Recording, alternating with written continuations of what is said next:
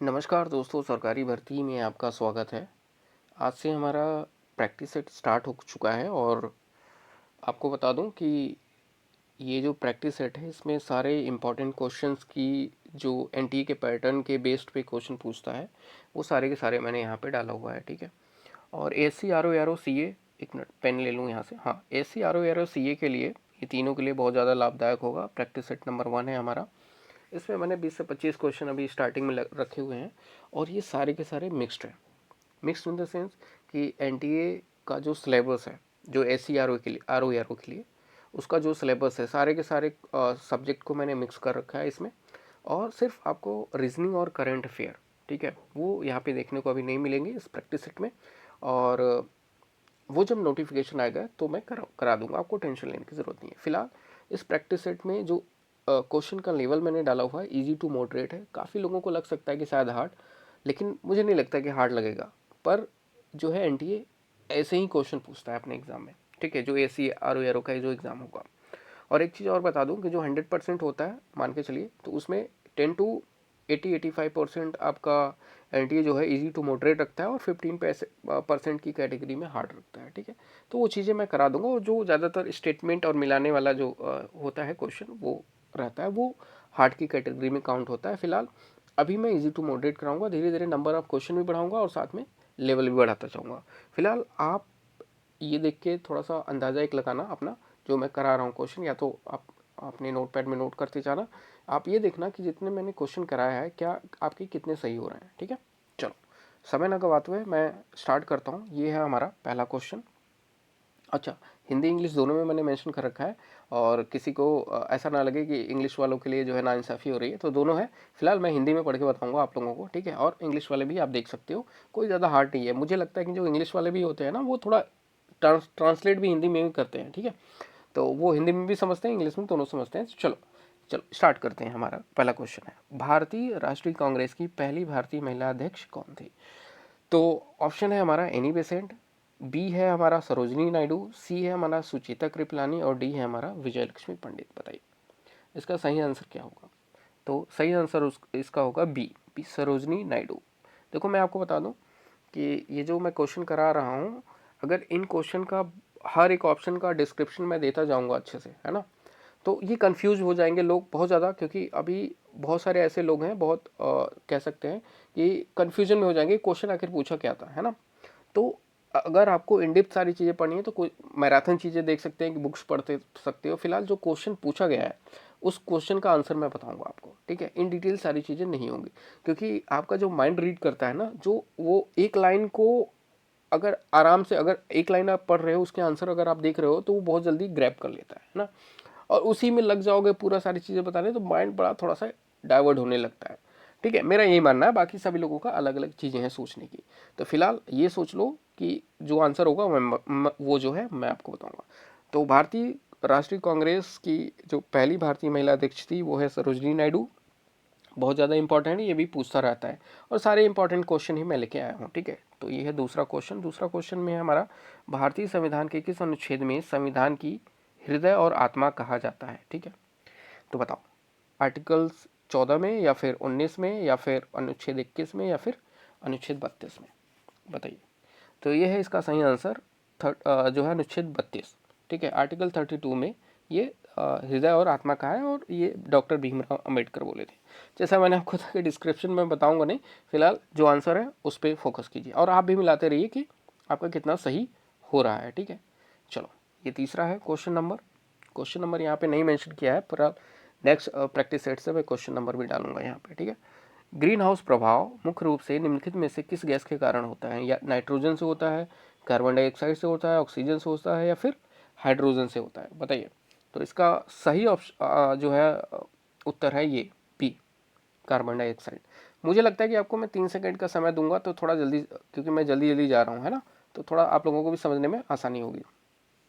चलो, ये बताओ, उत्तर प्रदेश में किस जिले में चंद्रप्रभा वन्यजीव अभ्यारण्य है? चलो आराम आराम से बोल रहा हूँ, याद रखिए। और मैं नंबर क्वेश्चन भी लिख देता हूँ यहाँ, चौथा, ठीक है, चौथा क्वेश्चन। बताइए, नीचे आते हैं, यहाँ ऑप्शन है लखीमपुर खीरी, चंदौली, सोनभद्र या बहराइच। बताइए। ये ऊपर भी देख लीजिए कि क्या है, उत्तर प्रदेश में किस जिले में चंद्रप्रभा वन्यजीव अभयारण्य स्थित है, बताइए। तो इसका सही आंसर है आपका चंदौली। चलो ये सिंपल है, यूआरएल का फुल फॉर्म पूछ रहा है, बताइए यूआरएल का फुल फॉर्म क्या होगा। और ये क्वेश्चन नंबर क्या था, 4, और ये है हमारा 5वां। तो ये में यूनिफॉर्म रिसोर्स लोकेटर है, या फिर यूनिक रिसोर्स लोकेटर है, या फिर यूनिफॉर्म रिफॉर्म लोकेटर है, या फिर यूनिवर्सल रिसोर्स लाइन है, बताइए। इसका सही ऑप्शन ए होगा, यूनिफॉर्म रिसोर्स लोकेटर। ठीक है, ये 5वां हो गया। ये 6वां क्वेश्चन है। 6वां क्वेश्चन में देखिए, इक्विनॉक्स तब होता है जब सूर्य लंबवत के ऊपर होता है। ये fill in the blanks type का है, बताइए इसमें क्या आएगा। ऑप्शन है इसमें कर्क रेखा, मकर रेखा, भूमध्य रेखा और ध्रुव। बताओ ध्रुव, इसमें सही आंसर क्या होगा, सोच के बताइए। तो इसका सही आंसर होगा आपका मकर रेखा। ठीक है, चलिए नेक्स्ट क्वेश्चन है हमारा 7वां। सूर्य के प्रकाश की उपस्थिति में मानव शरीर द्वारा किस विटामिन का संश्लेषण किया जाता है। Vitamin A, vitamin B, vitamin C और या फिर विटामिन डी, बताइए। तो भाई सूर्य के प्रकाश में ये क्वेश्चन थोड़ा सा घुमा दिया है ना, कि कौन सा विटामिन पाया जाता है। लेकिन अब ये पूछे सूर्य के प्रकाश में उपस्थित में मानव शरीर द्वारा किस विटामिन का संश्लेषण किया जाता है, तो ये है विटामिन डी। ठीक है, 8वां क्वेश्चन। चलो भाई एडुकेट का पर्यायवाची बताओ हमें इसका। ऑप्शन है विरोध करना, समर्थन करना, या फिर आलोचना करना, या फिर इग्नोर, बताइए, अनदेखा करना। ये क्वेश्चन नंबर 7, ये क्वेश्चन नंबर 8 है, बताइए। तो इसका ये होगा आंसर, समर्थन करना। चलो नेक्स्ट क्वेश्चन है क्वेश्चन नंबर 9। क्वेश्चन नंबर 9 में है हमारा, आंख का तारा होना मुहावरे का सही अर्थ क्या है। तो ये है बहुत प्यारा होना, कष्ट होना, अंधा होना, या फिर आंख में दर्द होना, बताइए सही आंसर क्या होगा। ये हिंदी का आ गया, आप समझिए, और ये बहुत बार रिपीटेड है, हर कोई जानता होगा, पर मैं बता दूं कि बहुत लोगों को नहीं भी पता होता है। ठीक है, फिलहाल इसका आंसर होगा हमारा ए, बहुत प्यारा होना, आंख का तारा होना है ना, बहुत प्यारा होना। ठीक है, 10वां क्वेश्चन है हमारा, राज्यसभा का प्रदेन अध्यक्ष कौन होता है। ठीक है, बहुत ज़्यादा इंपॉर्टेंट है और हर बार पूछता है। राष्ट्रपति होता है, या फिर उपराष्ट्रपति, या फिर प्रधानमंत्री, या फिर लोकसभा अध्यक्ष, बताइए इसका क्या होगा आंसर। तो इसका आंसर होगा हमारा बी। ठीक है, उपराष्ट्रपति। इसमें होगा राज्यसभा का जो पदेन अध्यक्ष होता है वो है उपराष्ट्रपति होता है। ठीक है, यह है 11वां क्वेश्चन। भारत में दक्कन ट्रैप का निर्माण किस प्रकार की ज्वालामुखी विधि से होता है। दरारी यानी इरप्शंस बोलते हैं इसको, दरारी या फिर विस्फोटक या फिर सील्ड या इनमें से कोई नहीं, बताइए। तो इसका होगा आंसर दरारी।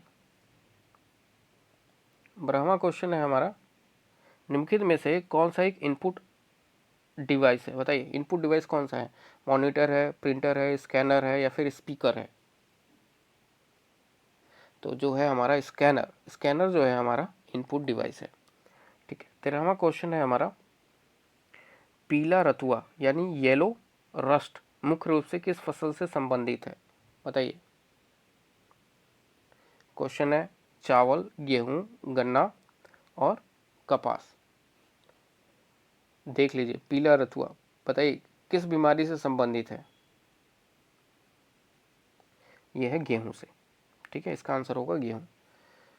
चलिए 14वां क्वेश्चन नंबर है हमारा, उत्तर प्रदेश में कौन सा शहर चमड़ा उद्योग के लिए प्रसिद्ध है।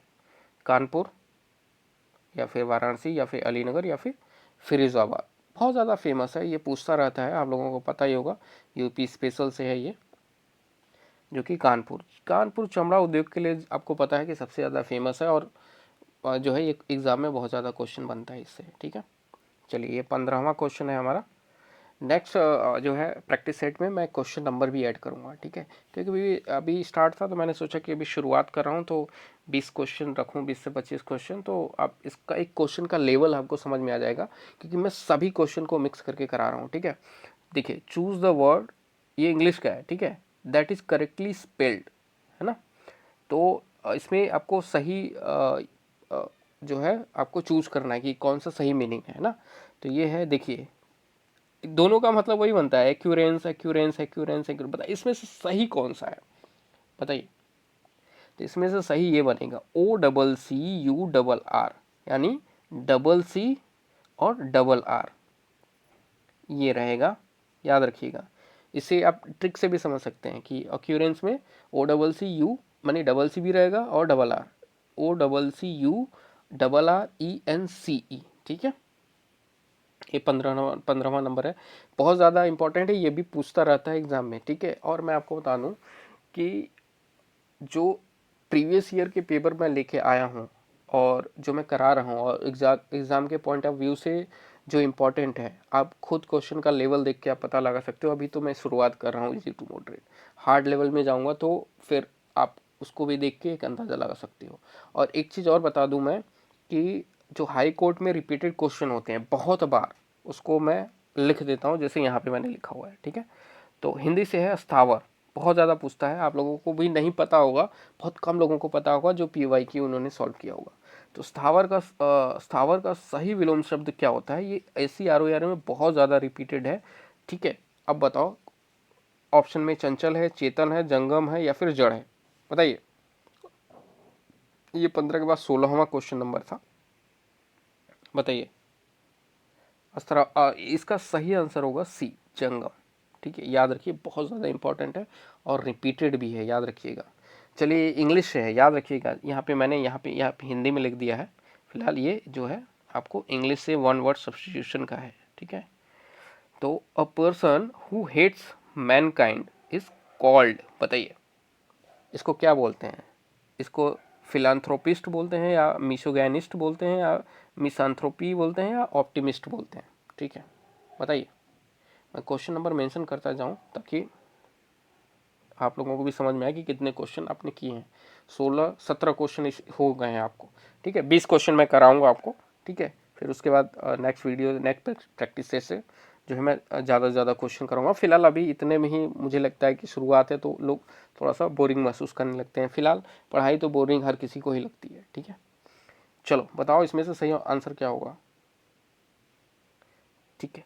ये बोलते हैं मिसान्थ्रोपी, ठीक है। A man who hates mankind is called misanthropy, ठीक है। नेक्स्ट है, ये हो गया 18वां क्वेश्चन, ठीक है, इंपॉर्टेंट। रैयतवाड़ी व्यवस्था, बहुत ज़्यादा इंपॉर्टेंट, वेरी वेरी, आज के सारे क्वेश्चन इंपॉर्टेंट ही मैं लाया हूँ। रैयतवाड़ी व्यवस्था किसके द्वारा शुरू की गई थी, बताइए। लॉर्ड कॉर्नवालिस के द्वारा, या फिर थॉमस मुनरो के द्वारा, फिर या फिर लॉर्ड डलहौजी के द्वारा, या फिर वॉरेन हेस्टिंग के द्वारा, बताइए।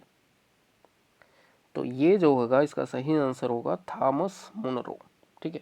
इसके द्वारा रैयतवाड़ी व्यवस्था लाई गई थी, ठीक है। चलिए, क्वेश्चन नंबर 19। नींबू में कौन सा अम्ल पाया जाता है, आपको पता है नींबू खट्टा होता है, बताइए उसमें कौन सा अम्ल पाया जाता है। लैक्टिक अम्ल या टार्टरिक अम्ल, ठीक है, या फिर साइट्रिक अम्ल, या फिर ऑक्लेजिक अम्ल, बताइए। देखो, नींबू में जो है हमारा सी ऑप्शन सही होगा, साइट्रिक अम्ल पाया जाता है। और ये भी एग्जाम में पूछा हुआ है, सारे POQ मैंने लेके आया है आपके सामने, ठीक है। और जो बार बार पूछता है वही लेके आया है, ठीक है। चलिए बताइए, राष्ट्रीय किसान दिवस किस स्मृति में मनाया जाता है, ठीक है। क्वेश्चन नंबर 20 है, आज का ये लास्ट क्वेश्चन है, बताइए। लाल बहादुर शास्त्री द्वारा, या चौधरी चरण सिंह द्वारा, या फिर सरदार वल्लभ भाई पटेल द्वारा, या फिर MS स्वामीनाथन द्वारा, बताइए। जो राष्ट्रीय किसान दिवस है वो किसके स्मृति में मनाया जाता है, तो ये है हमारा इसका जो है आंसर बी, चौधरी चरण सिंह के द्वारा जो है स्मृति में मनाया जाता है। तो दोस्तों, ये लास्ट था, ठीक है। और उम्मीद करता हूँ आपको वीडियो पसंद आया होगा। वीडियो अच्छा लगे तो वीडियो को लाइक कीजिए और चैनल को सब्सक्राइब करके रखें, क्योंकि इसी तरह से महा मैराथन जो है हर संडे मैं आप लोगों के लिए जो है प्रैक्टिस सेट के साथ साथ मैराथन क्लास भी लूँगा, क्योंकि जो इम्पोर्टेंट सारे क्वेश्चन होंगे वो चैप्टर वाइज वहाँ पे मेंशन भी हो जाए और कम जो है लाइक क्वेश्चन जो मैं आपको कराऊंगा कम एफर्ट में ज़्यादा से ज़्यादा आउटपुट मिल सके। और एक चीज़ और मैं आपको बता दूं कि देखो, जो नोटिफिकेशन है वो आने वाला है बहुत जल्दी। जिन लोगों का अभी तक तैयारी नहीं हुआ है, ठीक है, ये मैं प्रैक्टिस सेट करा रहा हूँ, जिन लोगों का अभी तक तैयारी नहीं हुआ है उनके लिए देखिए मैं यहाँ पे कोर्स डिज़ाइन किया हुआ हूँ, ठीक है। देखिए ये चैप्टर वाइज है, ये जो ये यहाँ पे एनिमेट कर रहा है ये प्रॉपर, इसमें अगर देखा जाए तो 22 सब्जेक्ट्स बनते हैं।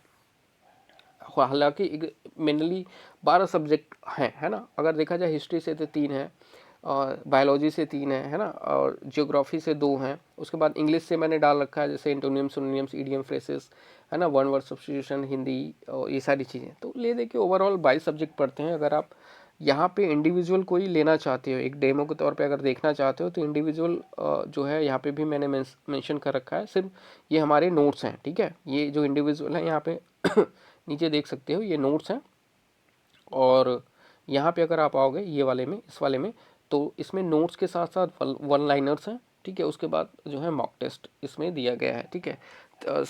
जो है सारी की सारी चीज़ें यहाँ पे मेंशन है, ठीक है। यहाँ पे डिस्क्रिप्शन आएंगे, सारा सब कुछ पढ़ लेंगे, आपको पता चल जाएगा, ठीक है। और यहाँ पे कुछ स्क्रीनशॉट दिया हुआ है, यहाँ पे आप देख सकते हो, यहाँ पे स्क्रीनशॉट दिया हुआ है। तो और उसके साथ साथ यहाँ पे मैं ऑलरेडी यहाँ पे रखा हुआ हूँ, तो आप देख सकते हो यहाँ पे ये एक तो वन लाइनर्स की पीडीएफ है, ये पूरा का पूरा मिलेगा। ओवरऑल 18 पीडीएफ है, यहाँ पे मेंशन देख सकते हैं यहाँ पे। तो 18 पीडीएफ है, सब कुछ मिलेगा यहाँ पे। जितने भी एनटीए के द्वारा जो सिलेबस निर्धारित किया गया है, सारे के सारे आप यहाँ पे आराम से पॉज करके भी देख सकते हो। ये है वन लाइनर्स, ठीक है। उसके बाद ये है हमारा शॉर्ट नोट्स, जो नोट्स पूरा इन डिटेल्स में पढ़ने की ज़रूरत नहीं है, टू द पॉइंट सारी चीज़ों को मैंने डिस्कस किया है इस नोट्स में, ठीक है। और उसके बाद यहाँ पे आते हैं, तो ये मॉक टेस्ट मैंने दिया हुआ है अभी, ठीक है। आगे चल के मैं लगातार और भी मॉक टेस्ट दूंगा, ठीक है। जैसे मान के चलो कोई भी एक ओपन करके मैं मॉक टेस्ट देख, जैसे मॉक टेस्ट 1 है, ठीक है। इसको ओपन करके मैं दिखा देता हूँ, ठीक है। इसमें 200 क्वेश्चन का है, यहाँ देख रहे हैं 62 पेज में। ये नीचे आता हूँ, इजी, पहले मैं स्टार्टिंग में इजी टू मॉडरेट हमेशा मैं कहता हूँ कि मैं आपको देता हूँ, फिर उसके बाद हार्ड। तो ये है टोटल 200 नंबर का, जो आपका 200 नंबर ऑफ क्वेश्चन इसमें 200 है, और 200 नंबर का पूछता भी है। तो थोड़ा सा नीचे आओ, देखो यहाँ 200। अगर ये करने के बाद तुरंत अगर आप जाते हो तो मॉक टेस्ट का तुरंत लगाने के बाद आप आंसर की भी यहाँ पे तुरंत के तुरंत आप देख सकते हो।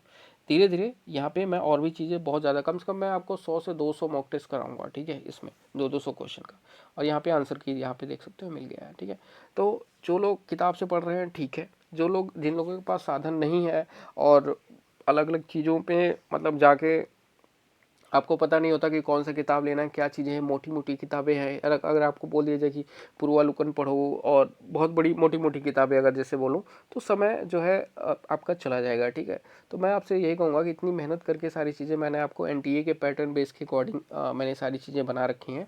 और ये चैनल सिर्फ RO SC RO पे फोकस्ड है, आप देख सकते हो, कोई भी वीडियो आप उठा के देख सकते हो। तो इसमें मुझे हम लोगों को बता दूं कि बहुत अच्छा खासा एक आइडियाज़ हो गया है सारी चीज़ों को लेके, किस तरह से एनटीए एग्ज़ाम में प्रश्न पूछता है, क्या बनाया जाता है, सारी चीज़ें, ठीक है। तो अभी जैसे मैंने आपको प्रैक्टिस सेट मैंने कराया है, उसमें आपको पता चल गया होगा कि लेवल कैसा रहता है, सारी चीज़ें। तो और भी अच्छे अच्छे लेवल के सारी चीज़ें मैं धीरे धीरे क्वेश्चन प्रैक्टिस सेट में डालूंगा। पर अगर आप जल्दी से जल्दी सारे सब्जेक्ट को एक बार रीड करना चाहते हो, थोड़ा सा रिवीजन करना चाहते हो, है ना, मतलब एक दो बार रिवीजन कर सकते हो, पूरा कंप्लीट एकदम डिटेल्स के साथ मैंने दिया हुआ है, यहाँ पे आप देख सकते हो सारे पीडीएफ। तो ओवरऑल देखा जाए इसमें, तो इसमें आपको टोटल पीडीएफ मिल जाएंगे 18, ठीक है। ये वन लाइनर्स है, और इसमें मिल जाएंगे 15, ठीक है। और आपको बता दूं कि बहुत ज़्यादा ये जो चीज़ें हैं इसमें, ये नहीं कि मैं 500-500 पेज का दे रहा हूँ, ऐसा नहीं है, ठीक है। आपको 30 से 40-50 पेजेस में जो छोटी छोटी चीज़ें हैं, जैसे स्टैटिक जीके हो गया, आर्ट एंड कल्चर हो गया, इनमें कवर कर रखा है, ठीक है। मैक्सिमम जैसे मॉडर्न हिस्ट्री में जाओगे तो थोड़ा इससे ज़्यादा क्वेश्चन आता है, तो इसमें मैंने कम से कम आपको 60 से 70 पेजेस में पूरा कवर कराया हुआ है, ठीक है। तो अगर आप लेना चाहते हो तो इसको आप ले सकते हो। और बाकी नेक्स्ट प्रैक्टिस सेट में और जो है अभी ऐसे ही मैं आपको चलाऊंगा, क्योंकि थोड़े दिन इजी टू मॉडरेट है, फिर हार्ड क्वेश्चन जो है शामिल करूंगा। फिलहाल ये नहीं कर सकते, आज का जो मैं क्वेश्चन कर रहा हूँ दिल से आप खुद सोच सकते हो, और आप लोग जानते होंगे कि मैंने आपको किस लेवल का क्वेश्चन कराया हुआ। ठीक है, तो इस वीडियो में यही तक, मिलते हैं अगले वीडियो में। Thank you so much.